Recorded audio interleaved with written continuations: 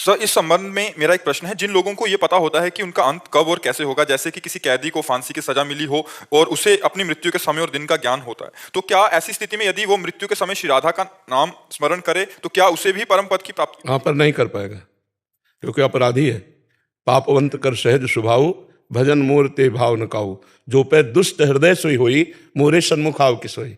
निर्मल जन मन सो मोहि पावा। अगर वो निरापराधी है और उसे दंड दिया जाता है, उससे याद आ जाएगा, वो तन्मय हो जाएगा भगवान में।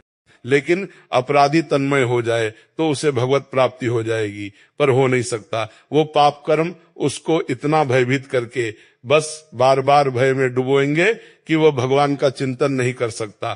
तो अपने लोग इसीलिए तो हर समय नाम जप करते हैं, पता नहीं किस समय।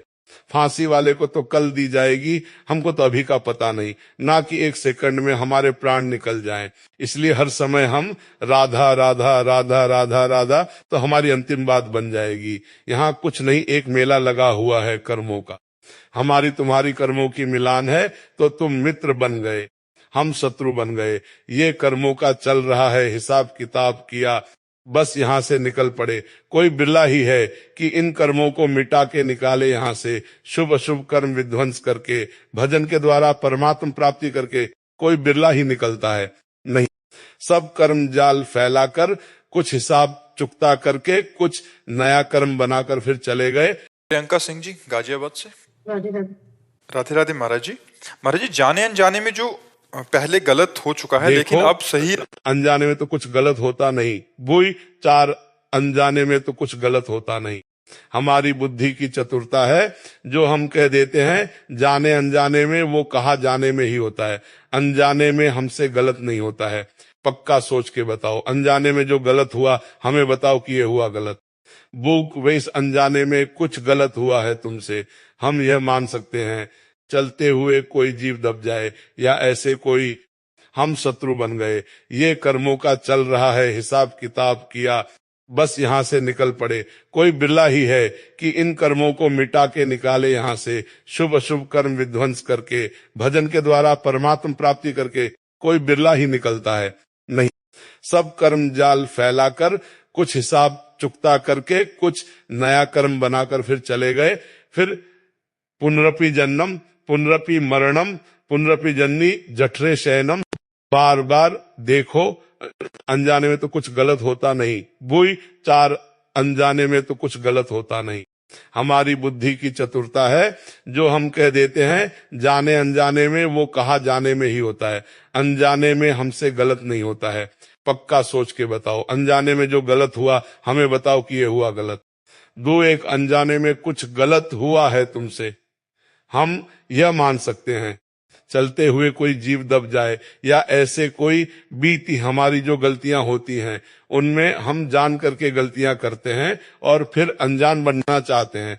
ईमानदारी की बात देखो, सब लोग देखो, सबके जीवन है और सबकी बुद्धि है। हमें गलती बताओ जो अनजाने में होती हो, हमें जानकारी होती है। हमारे हृदय में प्रभु प्रेरणा करते हैं, यह गलत है, नहीं करना है, पर हमें उसमें सुख बुद्धि होती है, इससे सुख मिलेगा, इसीलिए हम वह गलती करते हैं और अपने मन के बचाव पक्ष में ऐसा बोल देते हैं कि हमें पता नहीं था। वह अनजाने में नहीं हुई है, वह इसी संकल्प से हुई कि इसमें सुख है। इस बुद्धि से कोई भी पाप कर्म तभी होता है जब उसमें संकल्प बनता है कि ऐसा कर लेंगे तो हम सुखी हो जाएंगे। तो सुख की लालसा से चोरी, व्यभिचार, हिंसा, जितने पाप होते हैं वो सुख की लालसा से होते हैं। लेकिन कहीं अधर्माचरण से सुख मिलता है क्या? धर्म से सुख की प्राप्ति होती है, तो परिणाम में उसे दुख ही भोगना पड़ता है। तो पहली बात तो अनजाना शब्द हम काटते हैं, जानने में जो हमसे गलती हुई है वो बोलो। अनजाने में गलती का तो ऐसा यह है कि जैसे हम चल फिर रहे हैं, कोई जीव दब गया या हम झाड़ू पोछा कर रहे हैं, कोई जीव छोटा बड़ा मर गया, वो अनजाने वाली बात अलग है और उसका कोई विशेष महत्व भी नहीं है। महत्व है जानकर जो गलतियां हो रही हैं, अनजाने में जो छोटे मोटे पाप हो जाते हैं। वो स्वप्न में दंड मिल जाता है। स्वप्न में देखा कोई पिटाई कर रहा है, कुछ ऐसा हुआ, आप भयभीत हुए, वो खत्म हो गया। जो जानने में पाप होता है वो जागृत में दंड मिलता है। तो हमें चाहिए कि जानने वाला जो हमने जानने में पाप किया है उसका या तो प्रायश्चित कर ले या भगवान की शरण में होकर क्षमा करवा ले, नहीं तो वह प्रारब्ध बन जाएगा, फिर भोगना पड़ेगा। अब कितना या बड़ा उसका केस है ये तो भगवान ही सुलझाएंगे। जैसे एक दफा में 20 साल की सजा और 1 लाख का जुर्माना, अब एक अपराध हुआ है और 20 साल की सजा या आजीवन सजा और इतना जुर्माना। तो अब ऐसे ऐसे पाप हो चुके हैं जो ना सरकारी दंड मिला है राजकीय और ना हमने कोई प्रायश्चित किया है, तो वो सब जमा होकर ब्याज दर ब्याज फिर हमें जन्म जन्म भोगना पड़ता है, जन्म जन्म। इसीलिए भगवान कहते हैं तू सब धर्मों का त्याग कर, मेरी शरण में आ जा, मैं तुम्हें सब पापों से मुक्त कर दूंगा। तो भगवान के चरणों का आश्रय और खूब राधा राधा राधा राधा नाम जप करो, गलतियों से डरो, उसमें सुख नहीं है। वो तुम्हें सुख की लालसा में फंसा के दुख में झोंक देगा। जितनी जेल भरी है वह सब सुख की लालसा से भरी है। इसी में सब पूरा आजीवन बर्बादी जितनी होती है सुख की लालसा से। जानबूझकर अधर्म आचरण करने से पाप होता है।